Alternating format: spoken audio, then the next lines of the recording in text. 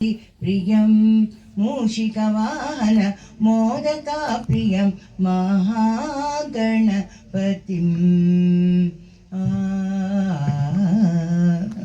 ಒಂದ್ ಕಡೆ ನಾವು ಈ ಕತೆ ನಾವು ಯಾವಾಗ 15 ವರ್ಷದಿಂದ ಯೋಚನೆ ಮಾಡಿತ್ತು ಎಲ್ಲ ದಾಸರು, ಯಾಕಂದ್ರೆ ಅವರು ಒಂದೊಂದೇ ದಾಸರ ಚರಿತ್ರೆಯನ್ನ ಮಾಡೋ ಪ್ಲಾನ್ ಅಲ್ಲಿ ಮುಂದುವರಿತಾ ಇದ್ದಾರೆ. ಸೊ ಹಾಗಾಗಿ ನಾನು ಒಂದೊಂದೇ ದಾಸ ಚರಿತ್ರೆ ಬದಲು ಒಂದು ಕಾಲಘಟ್ಟದಲ್ಲಿ ಇದ್ದಂಥವ್ರು. ಸೊ ಹಾಗಾಗಿ ಅಲ್ಲಿ ಹಂಪೆ ಮತ್ತು ಬೇಲೂರು ಈ ಎರಡರ ಕ್ಷೇತ್ರ ಒಂದೇ ಸಂದರ್ಭದಲ್ಲಿ ಇದ್ದಂಥವ್ರು. ವೈಕುಂಠದಾಸರು ಅದೇ ಸಂದರ್ಭದಲ್ಲಿ ಇದ್ರು.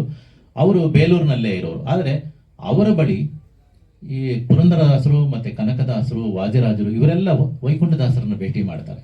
ಅಂದ್ರೆ ನಮಗ ಆ ಒಂದು ಕಾಲದ ಸ್ಥಿತಿ ಭಕ್ತಿ ಪಂಥ ಹೇಗಿತ್ತು ಅಂತಂದ್ರೆ, ಒಂದ್ ರೀತಿ ಅಲ್ಲಿ ಅವರವರ ಫಿಲಾಸಫಿ ಬೇರೆ ಇರ್ಬೋದು, ಅವರವರ ಸಿದ್ಧಾಂತಗಳು ಬೇರೆ ಇರ್ಬೋದು. ಆದರೆ ಭಕ್ತಿ ಅನ್ನೋ ಸಿದ್ಧಾಂತದಲ್ಲಿ ಮಾತ್ರ ಪರಸ್ಪರ ಎಲ್ಲರೂ ಒಂದಾದರು, ಎಲ್ಲರೂ ಪರಸ್ಪರ ಒಬ್ಬರನ್ನೊಬ್ಬರು ಗೌರವಿಸ್ತಾ ಇದ್ದಂತು. ಸೊ ಹಾಗಾಗಿ ಅಲ್ಲಿ ಜಾತಿ ಮತ ಪಂಥ ಇವುಗಳನ್ನು ಮೀರಿ ಭಕ್ತಿಯನ್ನು ಒಂದೇ ಒಂದು ಪಂಥದಲ್ಲಿ ಅವರೆಲ್ಲ ಭಕ್ತರು ಒಂದಾಗಿತ್ತು. ಇದನ್ನೇ ವ್ಯಾಸನಕೆರೆ ಪ್ರಬಂಧನಾಚಾರ್ಯರು ನಮ್ಮ ಚಿತ್ರದ ಬಗ್ಗೆ ಹೇಳಿದಂಥ ಅಭಿಪ್ರಾಯ ನಿಜವಾದ, ಅದನ್ನು ಯಾವಾಗಲೂ ನಾವು ನೆನೆಸ್ಕೊಳ್ಳುವಂಥದ್ದು, ಭಗವಂತ ಜಾತ್ಯತೀತ. ಯಾಕೆಂದ್ರೆ ಅವನು ಎಲ್ಲ ಜನಾಂಗಕ್ಕೂ ಅವನು ಗಾಳಿ ಬೆಳಕು ನೀರು ಕೊಟ್ಟಿದ್ದಾನೆ.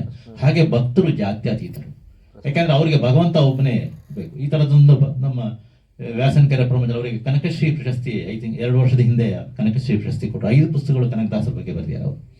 ಸೊ ಹೀಗಾಗಿ ನಮ್ಮ ಚಿತ್ರಕ್ಕೆ ಎಲ್ಲೋ ಒಂದು ಕಡೆ ಒಂದು ಕಾಲದ ಒಂದು ಕರ್ನಾಟಕದಲ್ಲಿ ಬೆಳೆದಂತ ಒಂದು ಮಹಾಪರಂಪರೆ, ಇದು ನಮ್ಮ ಹಳೆಯ ಪುರಾಣಗಳಲ್ಲೂ ಅದರ ಪ್ರಸ್ತಾಪ ಬರುತ್ತೆ. ಈ ಭಕ್ತಿ ಮತ್ತು ಜ್ಞಾನ ಅನ್ನೋದು ದ್ರವಿಡದಲ್ಲಿ ಹುಟ್ಟಿತು, ಕರ್ನಾಟಕದಲ್ಲಿ ಬೆಳೀತು ಅಂತ ಒಂದು ಸ್ತೋತ್ರ ಇದೆ. ಹಾಗಾಗಿ ಅದಕ್ಕೆ ಐತಿಹಾಸಿಕ ಸಾಕ್ಷಿ ಕೂಡ ನಮ್ಮಲ್ಲಿ ವಚನ ಚಳವಳಿ ಮತ್ತು ದಾಸರ ಸಾಹಿತ್ಯದ ಚಳವಳಿ. ಸೊ ಈ ತರದಲ್ಲಿ ಇದನ್ನೊಂದು ದಾಖಲಿಸೋ ಒಂದು ಉದ್ದೇಶದಿಂದ ಈ ಚಿತ್ರವನ್ನು ಮಾಡಿದ್ದೇವೆ. ಇದರಲ್ಲಿ ಹಾಗಾಗಿ ಅಷ್ಟು ಪಾತ್ರಗಳು ಸುಮಾರು 7. ಇದ್ರ ಜೊತೆಗೆ ಕುಮಾರವ್ಯಾಸನ ಪಾತ್ರವನ್ನು ತಂದೆ, ಯಾಕಂದ್ರೆ ಕುಮಾರವ್ಯಾಸ ಕೂಡ ಭಕ್ತಿ ಕವಿ ಅಂತಾನೆ ಕರೆಸ್ಕೊಂಡು, ಆತನ ಕರ್ನಾಟಕ ಭಾರತ ಕಥಾಮಂಜರಿ ಶ್ರೇಷ್ಠ ಭಕ್ತಿ ಕವಿ ಅಂತಾನೆ ಕರೀತಾರೆ. ಹಾಗಾಗಿ ಕುಮಾರವ್ಯಾಸನು ಅದೇ ಆಸುಪಾಸಿನ ಕಾಲವನ್ನು, ಸ್ವಲ್ಪ ವಿದ್ವಾಂಸರ ಬಗ್ಗೆ ಒಂದು 20 ವರ್ಷ 30 ವರ್ಷದ ಬಗ್ಗೆ ಜಿಜ್ಞಾಸೆಗಳಿದೆ, ಆದರೆ ಅದೇ ಕಾಲ ಅನ್ನೋದು ಬಗ್ಗೆ ಯಾರಿಗೇನು ಅನುಮಾನ ಇಲ್ಲ. ಸೊ ಹಾಗಾಗಿ ಕುಮಾರವ್ಯಾಸಂದು ಒಂದು ಸಣ್ಣ ಪ್ರಸ್ತಾಪವನ್ನ ಇದರಲ್ಲಿ ತಂದು ಆ ಕಾಲಘಟ್ಟದಲ್ಲಿ ಇದ್ದಂತ ಎಲ್ಲ ಶ್ರೇಷ್ಠರ ಕೃತಿಗಳು ಮತ್ತೆ ಅವರ ಮಹಿಮೆಗಳು ಇವೆಲ್ಲವನ್ನು ಒಂದು ಸೂತ್ರದಲ್ಲಿ ಹೆಣೆಯುವಂತ ಒಂದು, ಅದಕ್ಕೆ ಬೇಕಾದಂತ ಒಂದು ಕಥಾ ಕಲ್ಪನೆಯನ್ನ ನಾವು ಮಾಡ್ಕೊಂಡ್ವಿ. ಅದಕ್ಕೋಸ್ಕರ ಯತಿಗಳ ವಿಷಯಗಳನ್ನು ತಂದಾಗ ಅಲ್ಲಿ ನಮಗೆ ಇವತ್ತಿಗೆ ಯಾವುದೇ ಜಾಗಕ್ಕೆ ಹೋದ್ರೂ ನಮಗೆ ಅನುಕೂಲವಾದ ಒಂದು ಸ್ಥಳ ಸಿಗೋದು ಕಷ್ಟ. ಹಾಗಾಗಿ ಒಂದು ಸೆಟ್ನ ನಾವು ರೆಡಿ ಮಾಡ್ಕೊಂಡ್ವಿ. ಇದಕ್ಕೆ ಮುಂಚೆ ನಾನು ಕಲಾಗಂಗೋತ್ರಿ ಮಂಜು ಈ ಸಿನಿಮಾಕ್ಕೆ ನಿರ್ದೇಶನ ಮಾಡಿದ್ದೀನಿ. ಆ ಸೆಟ್ನಲ್ಲಿ ನಾವು ಹಿಂದಿನ ಒಂದು ಅಂದರೆ ಹೀಗಿದ್ದಿರಬಹುದು ಅನ್ನೋ ಒಂದು ಕಲ್ಪನೆ, ಮತ್ತು ಹಲವಾರು ಈ ನಮಗೆ ಸಿಕ್ಕೋ ಬೇರೆ ಬೇರೆ ಇದರಿಂದ ಅದನ್ನು ನೋಡಿ ನಾವೊಂದು ಅಂದರೆ ಎಲ್ಲರೂ ಒಪ್ಪುವಂತಹ ಒಂದು ಸೆಟ್ ಹಾಕ್ಕೊಂಡು ಅಲ್ಲಿ ನಾವು ಅದನ್ನು ಶೂಟ್ ಮಾಡಿದ್ವಿ. ಮತ್ತು ಹೊರಗಿನ ಒಂದೇ ಒಂದು ದೃಶ್ಯ ನಾವು ಔಟ್ಡೋರಲ್ಲಿ ಮಾಡಿದ್ದೀವಿ. ಅದು ನಾವು ಹಂಪೆ ಹತ್ತಿರನೇ ಆನೆಗೊಂದಿಯಲ್ಲಿ ಮಾಡಿದ್ದೀವಿ. ಆ ನದಿಯ ಪಕ್ಕದಲ್ಲಿ ಒಂದು ದೃಶ್ಯನ ಮಾಡಿದ್ದೀವಿ. ಇದು ಆದಷ್ಟು ನಾವು ಆ ದಿನಗಳಿಗೆ ಹೋಗೋ ಪ್ರಯತ್ನ ಮಾಡಿದ್ದೀವಿ. ಅದು ನೋಡಿದ ಅಂದರೆ ಇಲ್ಲಿವರೆಗೆ ನೋಡಿದ ಕೆಲವು ಹಿರಿಯರು ಅದರ ಬಗ್ಗೆ ಸಾಕಷ್ಟು ಒಳ್ಳೆಯ ಅಭಿಪ್ರಾಯಗಳನ್ನು ಕೊಟ್ಟಿದ್ದಾರೆ. ಅಂದರೆ ನಾವು ಆ ಕಾಲಕ್ಕೆ ಹೋದ ಹಾಗೆ ನಮಗೆ ಅನ್ನಿಸ್ತು ಅಂತ. ಸೊ ಎಲ್ಲರೂ ಹಿರಿಯರೇ ಆದ್ದರಿಂದ ಒಂದು ಲೆಕ್ಕಕ್ಕೆ ನಾವು ಅದನ್ನು ಒಪ್ಕೋಬೋದೇನು ಅಂತ ಹೇಳಿ ಸರ್. ಸಿನಿಮಾ ಬಗ್ಗೆ ಹೇಳಿ. ಅಲ್ಲ, ಸಿನಿಮಾ ಬಗ್ಗೆ ಬೇರೆ ಏನು ಹೇಳ್ತೀರಿ ಹೇಳಿ, ಡೈರೆಕ್ಟರ್ ನಿರ್ದೇಶಕರಾಗಿ. ಇನ್ನೊಂದೇನೆಂದರೆ ನಮಗಿಲ್ಲಿ ಪಾತ್ರಗಳ ಬಗ್ಗೆ ಯೋಚನೆ ಮಾಡಬೇಕು ಅಂದರೆ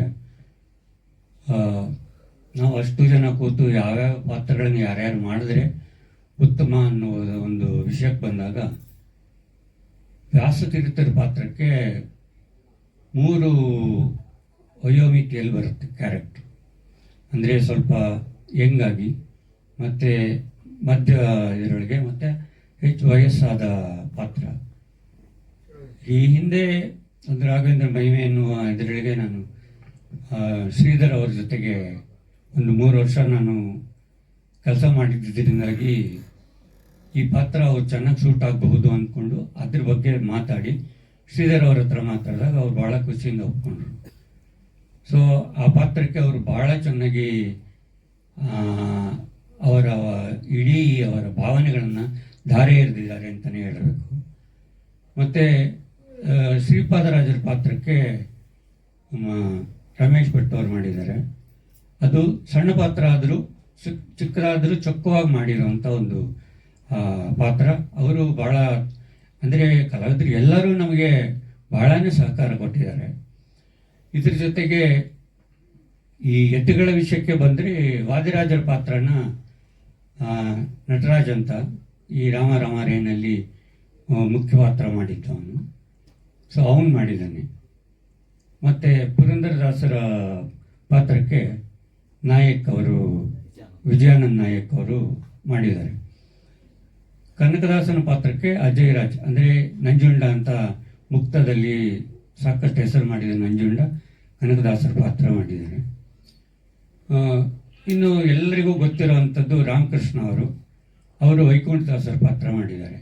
ಅಷ್ಟು ಜನ ಪಾತ್ರ ಮಾಡಿದ್ದಾರೆ ಅನ್ನೋಕ್ಕಿಂತ ಪಾತ್ರದಲ್ಲಿ ಇದ್ದಾರೆ ಅನ್ನೋದು, ಅಂದರೆ ಅವರೇ ಪಾತ್ರವಾಗಿ ನಮಗೆ ಕಾಣಿಸ್ಕೊಳ್ತಾರೆ. ಅಷ್ಟು ಮಟ್ಟಿಗೆ ನಮಗೆ ಅಲ್ಲಿ ಆ ಭಾವನೆಗಳನ್ನ ಹೊರಗೆ ತರ್ತಾರೆ. ಸೊ ಇದು ಕಲೆ ಅಂದರೆ ಆರ್ಟ್ ಡಿಪಾರ್ಟ್ಮೆಂಟು, ವಸ್ತ್ರ ವಿನ್ಯಾಸ, ಜ್ಯುವೆಲರಿ ಇರ್ಬೋದು. ನೀವು ಈ ಶೋ ರೀಲ್ ಮತ್ತು ನೀವು ಈ ಟ್ರೈಲರ್ ನೋಡಿದಾಗ ನಿಮಗೆ ಗೊತ್ತಾಗುತ್ತೆ, ಸುಮಾರು ಸಾಕಷ್ಟು 200ಕ್ಕೂ ಹೆಚ್ಚು ಕಲಾವಿದರು ಇದರಲ್ಲಿ ಅಭಿನಯಿಸಿದ್ದಾರೆ. ಎಷ್ಟೊಂದು ಜನಕ್ಕೆ ಕ್ಯಾಮ್ರಾ ಫೇಸ್ ಮಾಡಿದವರಲ್ಲ. ಹಾಗಾಗಿ ಸಾಕಷ್ಟು ಭಜನಾ ಮಂಡಳಿಗಳು, ಆಮೇಲೆ ಭಕ್ತರು, ದಾಸರ ಭಕ್ತರು, ನಾವು ಒಂದು ಕಾಲ್ ಮಾಡಿದ್ದಕ್ಕೆ ಅವರೆಲ್ಲ ಬಂದು ವಸ್ತ್ರಗಳನ್ನ ಎಲ್ಲ ಹಾಕ್ಕೊಂಡು, ಆಮೇಲೆ ಎಷ್ಟೊಂದು ಕಲಾವಿದರು ಈ ವಿಗ್ಗಳನ್ನ ಹಾಕ್ಕೊಂಡು ಬೆಳಗಿಂದ ಸಾಯಂಕಾಲ ತನಕ ಕೂತ್ಕೊಳ್ಳೋದೇ ಒಂದು ಚಾಲೆಂಜು. ಹಾಗಾಗಿ ಅಷ್ಟು ಜನಕ್ಕೂ ಪದ್ಮಕಲಾ ಮೇಡಮ್ ಅವರು ವಸ್ತ್ರ ವಿನ್ಯಾಸ ಮಾಡಿ ಯಾರ್ಯಾರಿಗೆ ಜ್ಯುವೆಲರಿ ಬೇಕು, ಏನೇನು ಬೇಕು ಅಂತ ಎಲ್ಲವನ್ನು ಅಚ್ಚುಕಟ್ಟಾಗಿ ಅಲ್ಲಲ್ಲಿ ಒಂದೊಂದು ಬಾಕ್ಸಲ್ಲಿ ಇಟ್ಕೊಂಡು ಅದನ್ನು ಸಮಯಕ್ಕೆ ಸರಿಯಾಗಿ ಶೂಟಿಂಗಿಗೆ ಎಲ್ಲ ತಂದುಕೊಟ್ಟು ಅವರು ತುಂಬ ಚೆನ್ನಾಗಿ ಆ ಡಿಪಾರ್ಟ್ಮೆಂಟನ್ನು ನಿಭಾಯಿಸಿದಾರಂತ ನೀವು ಸಿನಿಮಾ ನೋಡಿದಾಗ ಇನ್ನೂ ಚೆನ್ನಾಗಿ ಗೊತ್ತಾಗುತ್ತೆ. ಹಾಗಾಗಿ ಈ ಪ್ರೊಡಕ್ಷನ್ ಡಿಪಾರ್ಟ್ಮೆಂಟಲ್ಲಿ ನಾನು ಎಲ್ಲ ಕೆಲಸಗಳನ್ನ ಮಾಡ್ತಾ ಬಂದಿವಿ. ಹಾಗೆ ಯಾರು ಕೇಳಿದ್ರು ರಿಲೀಸ್ ಬಗ್ಗೆ, ಇವಾಗ ನಾವು ಸೆನ್ಸರ್ ಆಗಿ ರಿಲೀಸ್ ಹಂತದಲ್ಲಿದ್ದೇವೆ. ಈಗ ರಿಲೀಸ್ ಏಪ್ರಿಲ್ 17 ರಾಜ್ಯಾದ್ಯಂತ ರಿಲೀಸ್ ಮಾಡಬೇಕಂತ ಈಗ ನಾವು ಒಂದು ಪ್ಲ್ಯಾನ್ ಮಾಡ್ಕೊಂಡಿದ್ವಿ. ಅದರ ಕಾರ್ಯಕ್ರಮನೇ ಇವತ್ತು ಇದೊಂದು ಪ್ರೆಸ್ ಮೀಟ್. ಈ ಪ್ರೆಸ್ ಮೀಟಲ್ಲಿ ನಾವೆಲ್ಲ ಅನೌನ್ಸ್ ಮಾಡಿ ಈ ಚಿತ್ರಕ್ಕೆ 4 ಕಂಬಗಳೇ ಆದರೂ ಕೂಡ 4 ಜೊತೆಗೆ 5 ಕಂಬಗಳ ಥರದಲ್ಲಿ ನಮಗೆ ಇಲ್ಲಿ ಕೆಲಸಗಳಾಗಿದ್ದು. ಆ ನಡುವೆ ಒಂದು ಮುಖ್ಯವಾದ ಒಂದು ಕಂಬ ಇರಬೇಕು. ಇದು 4 ಕಂಬಗಳು, ನಾವು 4 ಜನದ ಜೊತೆಗೆ ಪದ್ಮಕಲಾ ಅವರು 5ನೇ ಕಂಬ ಹಾಗೂ ಮಧ್ಯೆ ನಿಂತಿದ್ರು. ಅಂದರೆ ಇದರೊಳಗೆ ನಮಗೆ ಇಡೀ ಸಿನಿಮಾಕ್ಕೆ ಏನೆಲ್ಲ ಕಾಸ್ಟ್ಯೂಮ್ ಆಗಿದೆ ಅದನ್ನು ತಾವೇ ಸ್ವತಃ ಹಗಲು ರಾತ್ರಿ ಕೂತು ಎಷ್ಟೋ ರಾತ್ರಿಗಳು ಫೋನ್ ಮಾಡಿ ಡಿಸ್ಕಸ್ ಮಾಡಿ ಹೀಗೆ ಮಾಡ್ಬೋದಾ, ಹಾಗೆ ಮಾಡ್ಬೋದಾ, ಈ ಡಿಸ್ಕಷನ್ನು ಇತ್ಯಾದಿಗಳು. ಇದ್ರ ಜೊತೆ ಜ್ಯುವೆಲ್ಸು ಮತ್ತು ಸೆಟ್ಟಿನ ವಿಷಯ, ಆಮೇಲೆ ಏನೇನೆಲ್ಲ ಎಲ್ಲೆಲ್ಲಿ ಏನೇನು ಬೇಕು, ಏನೇನು ಪ್ರಾಪರ್ಟಿ ಬೇಕು, ಇವುಗಳ ಬಗ್ಗೆ ಎಲ್ಲ ಸುಮಾರು ರಾತ್ರಿ ಹಗಲು ಅಂದಂಗೆ ಇಡೀ ಊರೆಲ್ಲ ಸುತ್ತಾಡಿ ಎಲ್ಲ ಕಲೆಕ್ಟ್ ಮಾಡಿ ನ್ಯಾಚುರಲ್ ಆಗಿ ಏನೆಲ್ಲ ಆಗಬೇಕು, ಆ ಕಾಲದಲ್ಲಿ ಯಾವ್ಯಾವ ರೀತಿಯಲ್ಲಿ ನಮಗೆ ಈ ಪ್ರಾಪರ್ಟಿಗಳು ಇರ್ತಾ ಇತ್ತು ಅನ್ನೋದನ್ನೆಲ್ಲ ಹುಡುಕಿ ಕೆದಕಿ ತಗೊಂಡು ಬಂದು ಇದಕ್ಕೆ ಬಹಳ ಅದ್ಭುತವಾಗಿ ವ್ಯವಸ್ಥೆಗಳು ಮಾಡಿಕೊಟ್ಟಿದ್ದಾರೆ. ಬಂಡವಾಳ ನಾವು ಈ ಚಿತ್ರದಲ್ಲಿ ಪದ್ಮಕಲಾ ಗುಂಡೂರಾವ್ ಕುಟುಂಬ ಅರ್ಪಿಸುವ ಅಂತ ಹಾಕಿದ್ದೀವಿ. ಅದರ ಉದ್ದೇಶನ ಏನಂದ್ರೆ ಈ ಸಿನಿಮಾದ ಬಂಡವಾಳ ಪದ್ಮಕಲಾ ಕುಟುಂಬದ ಬಂದಿದೆ. ಮಾಡ್ತಾ ಇದ್ದೆ. ಇದಕ್ಕೆ ಒಂದು ಸಣ್ಣ ಲಿಂಕ್ ಕೊಡ್ತೀನಿ. ಇವರು ಪ್ರೆಸ್ ಅವ್ರು ಕೇಳಿದ್ರು, ಈಗಿನ ಕಾಲದಲ್ಲಿ ಇದೆಲ್ಲ ನೋಡ್ತೀವಿ ನಾವು, ಏನೋ ಮಾಕು ಅದೇನೇನೋ ಸಿನಿಮಾ, ಆದರೆ ಇದನ್ನ ಯಾಕೆ ಈ ಥರ ಇದು ಅಂತ. ಕಾರಣ ಏನು ಗೊತ್ತಾ? ಅದಕ್ಕೆ ನಾವಲ್ಲ ಕಾರಣ, ನಮ್ಮ ತಂದೆ ತಾಯಿಗಳು. ಅವರು ನಮಗೆ ಯಾವ ರೀತಿ ನಮಗೆ ಏನು ಓದೋದು ಕೊಟ್ಟಿರ್ತಾರೆ, ಏನು ಕಥೆಗಳು ಹೇಳಿರ್ತಾರೆ, ಏನು ತಿಳಿಸಿರ್ತಾರೆ, ನಾವೆಲ್ಲ ಮಹಾಭಾರತ ರಾಮಾಯಣ ಚಿಕ್ಕ ಮಕ್ಳಿಗಿರೋದೇ ಇರತ್ತಾ ಇತ್ತು. ಸಂಸ್ಕಾರ. ಭಕ್ತ ವಿಜಯ ಸಂಸ್ಕಾರ ಅದು ತುಂಬಾ ಇಂಪಾರ್ಟೆಂಟ್. ಈಗ ನಾವು ಮಕ್ಳು ಬರಲಾರಿ ಅಂತ ಹೇಳಕ್ಕಿಂತ ಕರ್ಕೊಂಡು ಹೋಗ್ತಾ ಇರೋರು ಯಾರು ನಾವು? ಹೌದಾ ಬಿಡು ಪರವಾಗಿಲ್ಲ ಅಂದ್ಬಿಟ್ಟು ಹೊಟ್ಟೋಗ್ತಾ ಇರ್ತೀವಿ. ಇಲ್ಲ ಅಮ್ಮ ನೀ ತಿಳ್ಕೊ ಹೀಗೆ ಅಂತ ಹೇಳ್ಕೊಟ್ಟಾಗ ಅವ್ರು ತಿಳ್ಕೊತಾರೆ. ನಾವು ಅದೇ ತರ ಬೆಳೆದಿದ್ರಿಂದ ಆ ಒಂದು 100ರಲ್ಲಿ ಒಂದು ಚೂರಾರು ನಮ್ಮ ಜೀವನಕ್ಕೆ ಅಳವಡಿಸ್ಕೊಂಡ್ರೆ ನಮಗೆ ಒಂದು ಒಳ್ಳೆ ಬುದ್ಧಿ ಬರುತ್ತೆ ಅಂತ. ಇವಾಗ ಕೋಟ್ಯಾಂತರ ದುಡ್ಡು ಎಲ್ಲರ ಹತ್ರ ಇರುತ್ತೆ, ಎಲ್ಲರಿಗೂ ಮನಸ್ಸಿರಲ್ಲ. 10 ರೂಪಾಯಿ ಇರೋರಿಗೆ 5 ರೂಪಾಯಿ ಕೊಡೋ ಮನಸ್ಸಿರುತ್ತೆ. ನಾನು ಎಲ್ಲದಕ್ಕೂ ಹೇಳೋದು ಮನಸ್ಸು ಕಾರಣ ಅಂತೀನಿ. ಎಷ್ಟೋ ಜನ ಒಪ್ಪಲ್ಲ. ಮನಸ್ಸು ಹೌದು ನಿಮ್ಗಿದ್ರೆ ನೀವು ಕೊಡೋಣ, ಅದು ಬರೋಕ್ಕೆ ಇದಕ್ಕೆ ಬಂಡವಾಳ ಹಾಕಕ್ಕೋ ಅದೇ ಕಾರಣ ಅಷ್ಟೇ. ನಾವು ದಾಸರುಗಳು ಅದೇ ತಾನೇ ಹೇಳೋದು, ಕೊಟ್ಟರೆ ಒಳ್ಳೇದು ಮಾಡಿ ಎಲ್ಲರಿಗೂ ಚೆನ್ನಾಗಿಟ್ಕೊಳ್ಳಿ ಅಂತ. ಆ ಚಿಕ್ಕದ್ರಿಂದ ಇದ್ದಿದ್ದು ಇವರು ಪ್ರಹ್ಲಾದ ಒಳ್ಳೆ ರೈಟರ್ ಅಲ್ವಾ. ಅವಾಗ ಇವರು ಅಮೃತವಾಹಿನಿ ಮಂಜಣ್ಣ ಅವ್ರದ್ದು ಅದರಲ್ಲೆಲ್ಲ ಮಾಡ್ತಿದ್ದೆ. ಅವರು ಒಂದು ರೀತಿಲಿ ನನಗೆ ತುಂಬ ಪ್ರಾಮಾಣಿಕರು ಅನಿಸಿತ್ತು. ಮತ್ತು ಒಳ್ಳೊಳ್ಳೆ ಬೇಕಾದಷ್ಟು ನಿರ್ದೇಶಕರ ಜೊತೆ ನಿರ್ಮಾಪಕರ ಜೊತೆ ನಾವು TV ಧಾರಾವಾಹಿ ಶುರುವಾದಾಗಿಂದನೇ ಮಾಡಿದ್ದೀವಿ. ಆದರೂ ಎಲ್ಲರೂ ನಮಗೆ ಅನಿಸಲ್ಲ. ಯಾವುದೋ ಒಂದು ಇದರಲ್ಲಿ ಇವ್ರು ನಮಗೆ ಪ್ರಾಮಾಣಿಕರು ಅಂತ ಅನ್ನಿಸ್ದಾಗ ನಮ್ಮ ತಾಯಿ ಭಾಳ ಇಷ್ಟಪಟ್ಟರು. ನೋಡಿ ನಿಂಗೆ ಯಾರೂ ದುಡ್ಡೇ ಕೊಡಲ್ಲ ಅಂತ. ಅದರಲ್ಲಿ ಅವರು 3 ವರ್ಷ ಆದಮೇಲೂ ತಂದ್ಕೊಟ್ಟು ಅದು ಒಬ್ಬರು ಮನಸ್ಸಲ್ಲಿ ಹಚ್ಚೋಕ್ ಬಿಡುತ್ತೆ. ಇವ್ರು ಒಳ್ಳೆಯವರು, ನಾವು ಏನಾದ್ರು ಮಾಡಿದ್ರು ಇವ್ರ ಜೊತೆ ಮಾಡ್ಬೋದು ಅಂತ. ಇದೊಂದು ಆಸೆ ಇತ್ತು ನನಗೆ, ಸೀರಿಯಲ್ ಮಾಡಬೇಕು 4 ಜನ ದಾಸರುಗಳದು ಅಂತ. ಆವಾಗ ಪ್ರಹ್ಲಾದು ನಾನು ನಿಜವಾಗ್ಲೂ ಹೇಳ್ತಾ ಇದ್ದೀನಿ, ಅವತ್ತು ನನ್ನ ಮನಸ್ಸಲ್ಲಿ ಬಂದಿದ್ದು ನಾನೇನಾದ್ರು ಸೀರಿಯಲ್ಲೋ ಸಿನಿಮಾ ಅನ್ಕೊಂಡೇ ಇರಲಿಲ್ಲ ಬಿಡಿ. ಸೀರಿಯಲ್ ಮಾಡಿದ್ರೆ ಪ್ರಹ್ಲಾದ್ ಇದನ್ನೆಲ್ಲ ಬರಿಬೇಕು, ಮಂಜಣ್ಣ ನಿರ್ದೇಶನ ಮಾಡಬೇಕು ಅಂತ. ಅದು ಯಾವ ಟೈಮಲ್ಲಿ ನಾನು ಅನ್ಕೊಂಡೋ ಗೊತ್ತಿಲ್ಲ. 15 ವರ್ಷ ಆದಮೇಲೆ ದೇವ್ರು ನೆರವೇರಿಸ್ತಾ. ಅವಾಗೆಲ್ಲ ಕೇಳಕ್ಕೆ ಹೋದಾಗ ನೀವೇನೇ ಎಲ್ಲ ತರಬೇಕು, ನೀವೇ ಇದೇನೋ ಮಾರ್ಕೆಟಿಂಗ್ ಮಾಡಬೇಕು ಅಂದರು. ಸುಮ್ಮನಾಗೋದ್ವಿ, ನಮ್ಮ ಕೈಲಾಗಲ್ಲ ಅಂತ. ಈ 15 ವರ್ಷದ ಮೇಲೆ ಜಗನ್ನಾಥ ದಾಸರು ಸಿನಿಮಾ ಮಾಡುವಾಗ ಅದಕ್ಕೆ ನಾನು ಇವರೇ ಅದಕ್ಕೂ ಸಜೆಸ್ಟ್ ಮಾಡಿದ್ದು. ನನಗೆ ಗೊತ್ತಿಲ್ಲದೇನೆ ಅದು ಸಿಕ್ಕಿದ್ದು, ಅದರಲ್ಲಿ ಇವ್ರ ಹೆಸರಿತ್ತು, ನೋಡಿ ಮಾತಾಡಿದ್ದು ನಾನು. ಆವಾಗ ಆ ಸಿನಿಮಾಗೆ ಆರ್ಟ್ ಡೈರೆಕ್ಷನ್ನು, ಕಾಸ್ಟ್ಯೂಮು ಮತ್ತು ಏಕೆಂದರೆ ಸಂಪ್ರದಾಯ ನಾವು ಯಾವುದೇ ಮಾಡಿದ್ರೂ ಸಂಪ್ರದಾಯನ ಕರೆಕ್ಟಾಗಿ ತೋರಿಸ್ಬೇಕು. ಯಾರದೇ ಇದ್ರವ್ರದ್ದು ತೆಗೆದ್ರೂ ಅದೊಂದು ನಮಗೇನೋ ಸ್ವಲ್ಪ ನಾಲೆಡ್ಜ್ ಮನೆಗಳಲ್ಲಿ ಮಾಡ್ತಾ ಇದ್ದಿದ್ರಿಂದ ನೋಡ್ತಾ ಇದ್ದಿದ್ರಿಂದ ಇತ್ತು. ಅವ್ರಿಗೆ ಹೇಳಿದಾಗ ಆ ತಾಯಿ ಪಾತ್ರನೂ ಮಾಡಿದೆ ಅದರಲ್ಲಿ. ಅದಾದಮೇಲೆ ನನಗೆ ಯಾಕೆ ನಾವು ನಾಟಕ ಮಾಡಬಾರ್ದು, ಏಕೆಂದರೆ ಅವರು ಆಲ್ರೆಡಿ ಅವ್ರ ಪಾಪ ಜೀವನ ಚರಿತ್ರೆಗಳು ತೆಗಿತಿದ್ದಾರೆ. ಇವ್ರ ಹತ್ರ ಹೇಳ್ಕೊಂಡಾಗ ಇವರು ನೋಡಿ ನಾನೊಂದು ಕತೆ ಬರೆದಿದ್ದೀನಿ, ವಿಜಯನಗರ ಸಾಮ್ರಾಜ್ಯದ ಟೈಮಲ್ಲಿ ಇದ್ದಂಥ ಇವ್ರದ್ದು, ಇದನ್ನು ಮಾಡೋಣ ಅಂದರು. ಹ್ಞೂ ಅಂತ ಒಪ್ಕೊಂಡ್ಬಿಟ್ಟೆ. ಆದರೆ ದುಡ್ಡು ಬೇಕಲ್ಲ, ಇವ್ರು 20 ಲಕ್ಷದಲ್ಲಿ ಆಗೋಗುತ್ತೆ ಅಂದರು. ನಾವು 4 ಜನನೂ ಹಾಕ್ಬಿಡೋಣ ಅಂದ್ಬಿಟ್ಟು ಅವಾಗಿಂದ ಇತ್ತಲ್ಲ, ಇವರು ನಮಗೆ ಇವ್ರ ಫ್ರೆಂಡ್ ಇವರು, ಆದ್ದರಿಂದ ಅವರು ನಮಗೆ ಒಂದು ಇದನ್ನಿಸ್ತು. ಅವಾಗೇನು ಮಾಡಿದ್ವಿ, 4 ಜನನೂ ಕೂತ್ಕೊಂಡು ಇದ್ರ ಬಗ್ಗೆ ಎಲ್ಲ ಮಾತಾಡ್ಕೊಂಡ್ವಿ. ಆದರೆ ಇದಕ್ಕೆ ಇಳಿದಾಗ ಗೊತ್ತಾಯಿತು ಅಷ್ಟು ಸುಲಭ ಅಲ್ಲ ಸಿನಿಮಾ ಅನ್ನೋದು. ಆಳದಲ್ಲಿ ಬಿದ್ದಾಗ ಒಂದೊಂದು ಮುಗಿತಾನೇ ಇಲ್ಲ ಇದರೊಳಗೆ. ಆವಾಗ ನಿಜವಾಗ್ಲೂ ನನಗೆ ಸಹಾಯಕ್ಕೆ ಬಂದವರು ನನ್ನ ಮಕ್ಕಳು, ಅಳಿಯಂದರು, ಕೆಲವು ರಿಲೇಟಿವ್ಸು, ಆಮೇಲಿಂದ ಕೆಲವು ಫ್ರೆಂಡ್ಸು ಇಲ್ಲೇ ಇದ್ದಾರೆ, ಇಲ್ಲೂ ಒಬ್ಬರಿದ್ದಾರೆ. ಅದು ಯಾಕೆ ನಾವು ಈ ಟೈಮಲ್ಲಿ ಹೇಳೋದು ಬಿಟ್ಟರೆ ಅದಕ್ಕೆ ವ್ಯಾಲ್ಯೂ ಇರಲ್ಲ.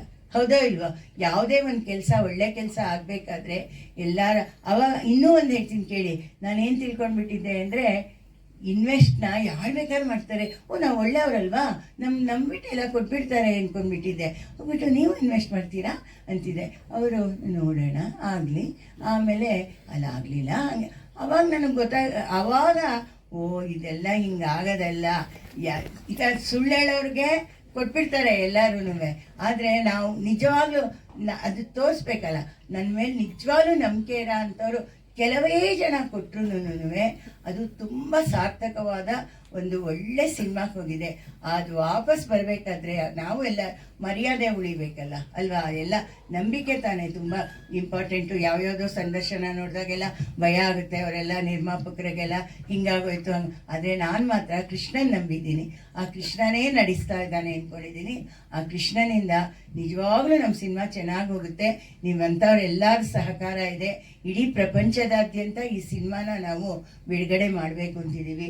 ಪ್ರಹ್ಲಾದು, ಮಂಜಣ್ಣ, ವಿಜಯ ಭಾಸ್ಕರು, ಇದು ದೇವರು ಮಾಡಿಸಿದಂಥ ಟೀಮು. ಕೆಲವ್ರು ಹೇಳ್ಬೋದು ಅವ್ರನ್ನಾಗ ತೊಗೊಂಡ್ರಿ ಇವ್ರನ್ನಾಗ ತೊಗೊಂಡ್ರಿ ಹಾಗೆ ಹಿಂಗೆ ಅಂಥವ್ರು ಸಿಗ್ತಾ ಇದ್ರಲ್ಲ ಇಂಥ, ಆದರೆ ಯಾರೂ ಅಲ್ಲ. ಯಾರೇ ಏನೇ ಮಾಡಬೇಕಾದ್ರೂ ಹರಿಚಿತ್ತ, ಅದೇನಾಗುತ್ತೋ ಅದೇ ಸತ್ಯ ಅಂದ್ಕೊಂಡಿದ್ದೀವಿ ನಾವು. ದೇವರು ನಂಬೇನೆ ಈ ಸಿನಿಮಾ ಮಾಡಿದ್ದೀವಿ, ಆ ದೇವರೇನೆ ನಡೆಸ್ಕೊಂಡಿದ್ದಾನೆ. ಆ ದಾಸರು ಯತಿಗಳು ಮತ್ತು ನಿಮ್ಮಂಥ ಎಲ್ಲರೂ ಅವ್ರ ರೂಪದಲ್ಲೇ ಎಲ್ಲರೂ ಇರ್ತೀರಾ. ಎಲ್ಲರಿಂದ ಇದೊಂದು ದೇವ್ರ ಕೃಷ್ಣನ ದಯದಿಂದ ಚೆನ್ನಾಗಾಗಬೇಕು ಅಷ್ಟೇ ನಾನು ಕೇಳ್ಕೊಳ್ಳೋದು. ನನ್ನ ಮನಸ್ಸಲ್ಲಿ ಇದ್ದಿದ್ದ ಇದನ್ನು ಪೂರ್ತಿ ಹೇಳಿದ್ದೀನಿ. ಇದಕ್ಕೆ ಟೈಟಲ್ ಸಾಂಗ್ ಬರೆದವರು ಇವರು. ಅದೇನಾಯಿತು ಅಂದರೆ 7-8 ಜನ ಎಲ್ಲ ಇವರೇ ಹಾಡಿದಾರಲ್ಲ. ನನ್ನ ಮಗಳು ಅಮೇರಿಕಾಲಿದ್ದಾಳೆ, ಅವಳು ಸಂಗೀತ ಇದು ಮಾಡ್ತಾಳೆ. ಎಲ್ಲರೂ ನೀವ್ಯಾಕೆ ಹಾಡಿಲ್ಲ ಅಂತ ಕೇಳಿದ್ರಂತೆ. ಇಲ್ಲ ಅದಿರೋದೆಲ್ಲ ದಾಸರುಗಳದು ಅಂದಾಗ ಟೈಟಲ್ ಸಾಂಗ್ ಹಾಡಿ ಅಂದ್ರಂತೆ. ಆವಾಗ ಕೇಳಿ ಪ್ರಹ್ಲಾದ್ 10 ನಿಮಿಷದಲ್ಲಿ ಆ ಹಾಡು ಬರೆದ್ರು. ಅವಳು ಅಲ್ಲಿಂದ ಬಂದು ಪ್ರವೀಣ್ ಡಿರಾವ್ ಆ ಕ್ಷಣ ಅದಕ್ಕೆ ಮ್ಯೂಸಿಕ್ ಮಾಡಿದ್ರು. ಅದೊಂಥರ ಸಿಂಪಲ್ ಆಗಿ ಎಲ್ಲರ ಬಾಯಲ್ಲೂ ನಲ್ದಾಡ ಆಗಿದೆ. ಅದೊಂದು ಪುಣ್ಯ ಸಿಕ್ತು. ಅದನ್ನು